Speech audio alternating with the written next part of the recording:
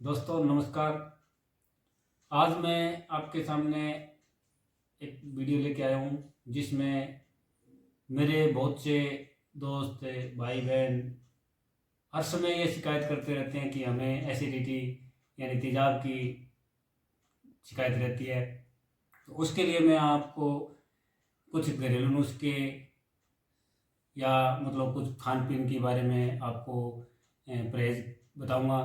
तो सबसे पहले आयुर्वेद में बताया है कि इलाज से परहेज बेहतर है, यानी हम पहले बीमार हों फिर उसका इलाज कराएं, इससे अच्छा है कि हम बीमार पड़े ही नहीं।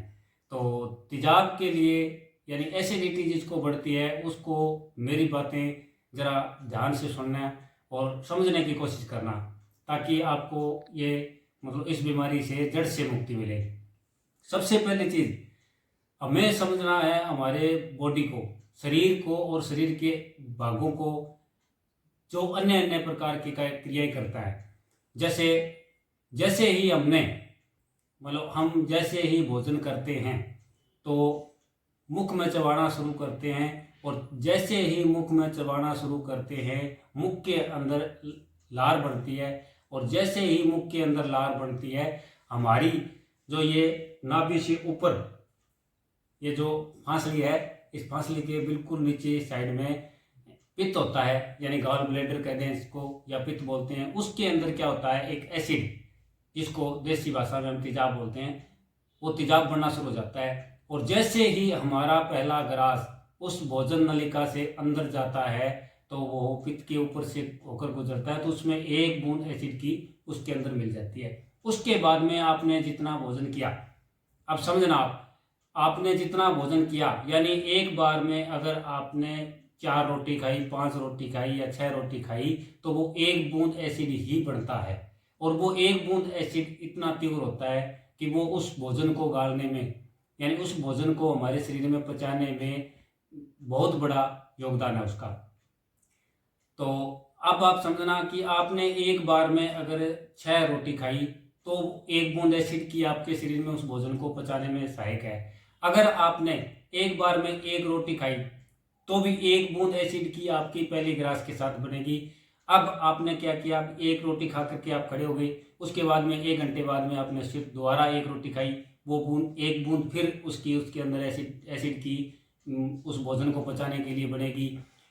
1 घंटे बाद में फिर आपने कोई ऐसी चीज़ खा ली तो एक बूंद फिर आपकी एसिड की बनेगी। अब आप सोचो कि आपने 3 रोटी अगर एक साथ खाई होती तो एक बूंद एसिड की बनती, और वही 3 रोटी आप अगर अलग अलग 3 घंटे में खाते हो तो आपको 3 बूंद एसिड की बन गई।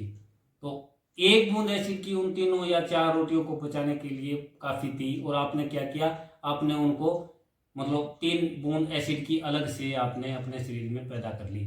अब वो 3 बूंद आपको क्या करेगी, वो आपके छाती में जलन पैदा कर देगी, आपके कलेजे में जलन पैदा कर देगी। तो इससे क्या है, इससे बचने के लिए सबसे सरल और आसान तरीका है कि अभी आप जब भी भोजन करें एक बार में ही अपना सब सारा भोजन एक बार में ही कर लें। यानी आप सुबह आयुर्वेद में बताया सुबह का भोजन सूर्योदय से 2.5 घंटे तक हो जाना चाहिए। तो सुबह का भोजन है सूर्योदय से 2.5 घंटे तक, यानी आज का जो समय है इसमें आप मानो कि 6 बजे 6:30 बजे सूर्य उदय होता है, तो यानी आपका भोजन लगभग 9 बजे तक हो जाना चाहिए। उसके बाद में दोपहर का भोजन, यानी आपको अगर दोबारा भूख लगती है तो दोपहर का भोजन 4 घंटे से पहले बिल्कुल नहीं। अगर आप हर घंटे घंटे बाद में कोई चीज़ खाने की ले रहे हो तो वही एक बूंद एसिड की आपके शरीर में पैदा हो रही है, और आपने 4 घंटे में 4 बार कोई चीज़ खाने की ले ली तो आपने 3 बूंद एसिड की अपने शरीर में अतिरिक्त पैदा कर ली, और वो एसिड हमारे शरीर में जलन पैदा करता है। अब आप समझो कि भी हमने अगर एक बार भोजन किया उसके बाद में हमने 4 घंटे तक दोबारा कोई भोजन नहीं किया, या कोई खाने की चीज़ जैसे बिस्कुट है, कोई आप फल है, भी कोई केला है, सेब है, ये नहीं खाते आप 4 घंटे तक, तो आपके शरीर में एक बूंद एसिड की है। और उसको शांत करने के लिए आपको यानी भोजन के 1.5 घंटे बाद पानी पीना शुरू कर देना है, ताकि वो आपका एसिड है वो न्यूट्रलाइज हो जाए। और पानी आपको किस प्रकार पीना है, सबसे बड़ी चीज़ है आपको ये ध्यान रखना है कि जब भी आप भोजन करते हो या पानी पीते हो तो आपको जिस आसन में मैं बैठा हूँ, ये इसको बोलते हैं सुखासन। इस आसन में अगर संभव हो तो बहुत बढ़िया है। इसके बाद में दूसरा आसन बताया ओकुड़ू आसन। तो ओकुड़ू आसन में मैं मानता हूँ भी बहुत से लोग हैं जो ओकुड़ू आसन में ये नहीं कर पाएंगे, भोजन नहीं कर पाएंगे या पानी भी नहीं पी सकते। तो आप सुखासन में बैठ करके इस प्रकार अपना भोजन करें।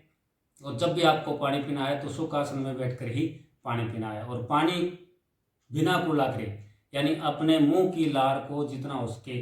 अब दूसरी चीज़ है भी हमारे मुख में जो लार बनती है उसको अगर हम साइंस में कहें तो क्षार बोलते हैं, और जो पित्त के अंदर अम्ल बनता है उसको मतलब तेजाब बढ़ता है उसको अम्ल बोलते हैं। और अम्ल और क्षार यानी मुख की लार और उस अम्ल को हम मिलाएंगे तो न्यूट्रलाइजर यानी वो एक दोनों क्रियाएं निष्क्रिय, दोनों चीज़ निष्क्रिय हो जाती हैं, जिससे हमारे शरीर में एसिड नहीं बढ़ता, यानी हमारे शरीर में तेजाब की बढ़ोतरी नहीं हो पाती।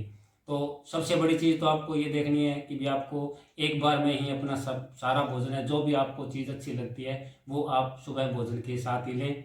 उसके बाद में आपको 1.5 घंटे तक पानी नहीं पीना, और 1.5 घंटे बाद में आपको 4 घंटे तक पानी पर रहना है। कोई खाने की चीज़ें नहीं लेनी, यानी भोजन से 40 मिनट पहले आप पानी पिएं और उसके बाद में भोजन करें 40 मिनट बाद, और 40 भोजन करने के 1.5 घंटे तक आपको पानी नहीं पीना।